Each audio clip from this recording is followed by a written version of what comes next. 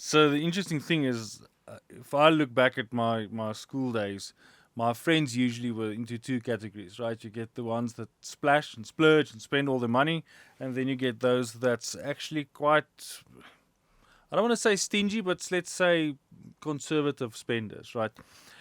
And if I compare them to where we are in our lives now, the ones that were more conservative with their money actually had a, and I realize that now, literally, that they had a budget back then. That's because they're able to keep a budget now, which is in high school, which they are the guys that's currently owning property already, right? They So were the, you mean like because they were able to keep a budget back then, they're able to continue doing it now? yes, Oh, I okay. believe so. So let me make use of a metaphor. The one of the best golf players in South Africa is Gary Player, right? Yeah. He's a quite old gentleman at this stage, but he had this rule. I can't remember where, and it might not even be Gary Player. Come to think of it, but he had this rule with regards to the age of people that he would teach golfing, right? That he would assist with golfing. And the reason for that is because he said he can't teach someone, let's say, for instance, say is older than 23, he can't teach you to golf or get you to play better golf at the age of 23 because it's going to take him longer to assist you to unlearn the bad skills that you've had. That it's going to take him to teach you to play proper golfing. And I think that, or proper golf, that is the exact same situation with our finances. If we do not start at a very early age to manage your finances properly, I think we're getting into a danger zone. So I always make the statement that the best time to start managing your finances properly is like last year. No, Yeah. the Yeah. second best Definitely. time, yeah, Definitely. the second best time is now. So start doing your finances now. Yeah. Um, I also within 2021, if I look back at my bad financial decisions, is the one that the biggest one probably for me is the fact that I've had a budget, but I never, and there's just something that happens when you put ink on paper, but I never had it typed out or printed. So I always keep it in my mind, right? But the problem with that is you do not necessarily see that the deficit that you're going into. So you know that, listen, I need to pay this, that, and the other thing. So I've got 1,000 rand to spend on takeout, clothing, whatever the case might be, Yeah. right? So now you go and you spend it, and then you put in diesel, and then you forget that, listen, the deficit is sort of growing now. So you don't still, I don't still have that $1,000 because I've actually spent a part of it, and that is why I believe that if you have a budget, it can't be in your head. You need to type it out and write Yeah. it down Yeah. because calculus just doesn't work in your head. You need to physically see it. Then that's my biggest flaw that I've made. The second one that I've noticed is exactly that which you and I was talking about earlier. The fact that there's a difference between takeout and eating out. Mm.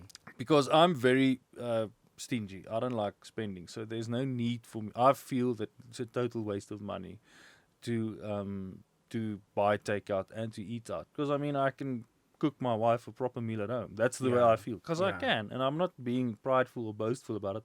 But I know how to cook, and I know what tastes nice, and more specifically, I know what she likes. I see. Yeah. And then one day, the Holy Spirit convicted me of this thing, like, but you're not taking your wife out for dinner for you to enjoy it.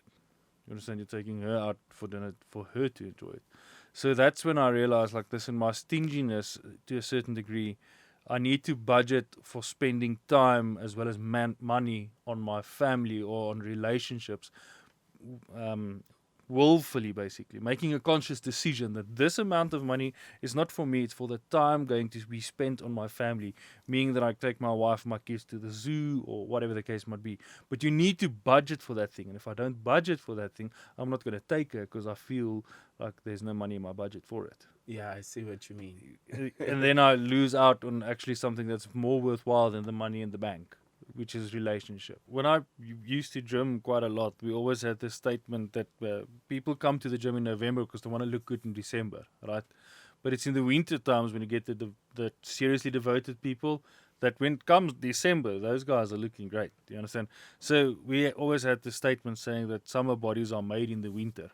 You see, and that's the exact same thing with regards to finances. Summer finances are made in winter times, right? So if you're not trained or guided or being mentored with regards to your finances, the first paycheck when you get in, it's going to last you a weekend because you don't know how much money that is, right? Yeah. You've got a idea of the decimal value of it, if I can put it that way. But money has got different amounts have different values. For instance, paying $50 at McDonald's for chips and hamburger is not a lot. But if you can buy $50 and you give it to a guy that hasn't eaten in 2 days, that's a lot. You understand? So the value, there's different values that's pertaining to it. Now, you don't know the value of money if you're not being trained the value of money or taught the value of money from a very early age. So say, for instance, you get a job after high school and you start as a casual worker or whatever. I think casual workers nowadays roughly get about 4,000 Rand, let's say. Yeah. It's not a lot of money, but if you don't know how to use money, it's going to seem like a lot. Like, do you know how many candy bars you can buy with 4,000 Rand? Exactly. You're gonna do that the first month. In the second month, you're gonna see how many pairs of pants you can buy or whatever. And month 6, month 7 down the line, you realize this money is not working out for me anymore because I don't know how to use it, how to spend it. But when you've been budgeting from a very, very long time, you would notice that, or you would probably be taught that you need a certain amount of your budget to go to you and then cover your expenses. Because you know, there's Atu is the company. Do you know the guys from Atu? Can't remember the CEO from Atu. But he's got this financial planning thing, and he always makes the statement, pay yourself first. Because if all your money is going to debt, you'll never be happy and you'll never be fruitful in what you're trying to do. Because we need to remember that money is something that God has given us. Yeah. We're forced, unfortunately, into a worldly system, but God is still using money. And His kingdom is in need of money. I was literally in a meeting now, this morning, about a very big Christian organization, missions organization, that has lost their building. Oh, wow. They lost their building because they don't have necessarily money to pay it because nobody gave to missionaries during COVID. That's just because a lot of people suffer financially. And literally in that meeting, they said, we lost this. And another guy raised his hand up and he said, you know what, we've got some open spaces. You're welcome to move to us. Meaning that the one is a very wealthy church and the other one that's one that's struggling. But the wealthy church, because God has blessed them financially, they are able to take care of the other company. So money is not a bad thing. We get bad habits from money, and that's where the problem comes in. Yeah. You know, I've also noticed that due to the fact that we no longer carry cash, money has lost its value to us because you don't see it. You understand That's what I mean? so true. Yeah. You don't see nowadays it's even easier because I mean every second guy's got a Yoko, so you can spend money at more places. It's easier to spend money at places, and you can pay with your cell phone or pay with your smartwatch. You see, nothing's literally just tap it on the machine and the money is out, but you don't literally see the money going and exchanging hands. So that's why I've noticed that my father's generation, probably a bit younger than them still, carry around cash a lot more than what our generation do not have cash. In fact, our generation, I don't know about you, Given, but a lot of my friends don't have wallets. They've got card wallets because you need your driver's license and your check card. That's basically what you need, right? Whereas my mom and my dad and some of my friends that's a bit older than what I am, they would still have cash. Because if you go to the garage and you need to fill up with fuel and you ask the guy for $200, you're not going to get out of the car and take out the $200 and break another 100 for the 10 Rand cool drink that you want to buy.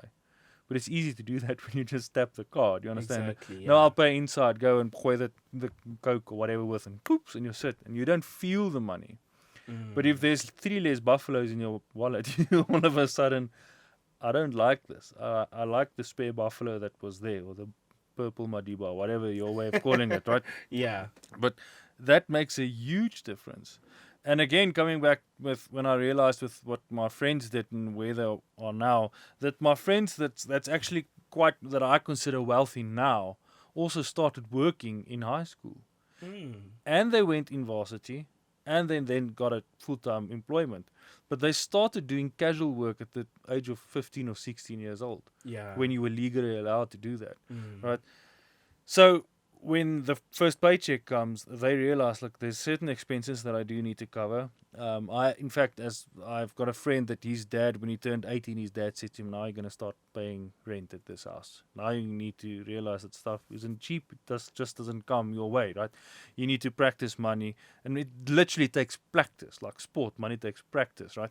So what he did is then, when the first paycheck came his way, he realized, like, listen, the first part is you go to rent, and you pay your rent, and you pay the municipality bills, and then you're covered, then you're sorted. That's the main thing. And the Yeah. excess, or the excess above that, is what you pay to watch a movie or whatever the case might be. And I realized with the guys that started very, very early on in life, they're the ones that's probably not light years away from where I am, but they are. Feels like a light year. Feels like a light year away from where I'm at.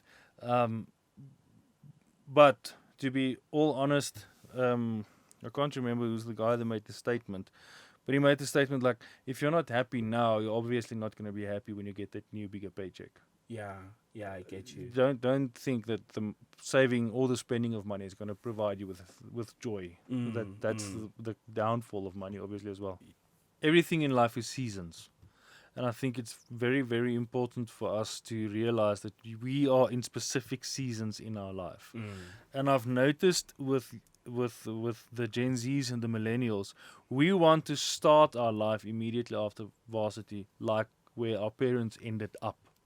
That's so true. And that is a bad thing. And we have got certain things that we would like to flash and show, and so that people would realize we are someone. And it doesn't make sense to you when I say Totally. that. So when you're stuck in traffic in Pretoria, I always did this. I would look at the cars that's driving past me and check the age and the gender of the people driving those cars. And for some reason, nowadays, when you're sitting in traffic and you're looking outside, it's usually young guys driving SUVs. Right? And for some reason, I'm scared when I have to admit this, but it's young girls driving sporty cars. Right? When I was driving in Tshwane, in the inner city of Tshwane, Yeah, that's what you see, right? exactly. And it's the older generation that's driving the fuel savers, the sort of economy type of class. Yeah. And when you go to their home, the big SUV standing in the garage, it's just not liable, or it's viable for them to drive it. So they drive the Exactly. cheap Blue Motion, not cheap, but affordable Blue Motion, right? And I think that's one thing that we do need to realize with regards to money. Money is also in seasons. There comes seasons. So nothing will last forever, and that's good and bad. The good job that you'll have now, the money that you're generating now, it's not going to last forever. And the fact that you are not now, for instance, even surviving in a month, that also is not going to last forever.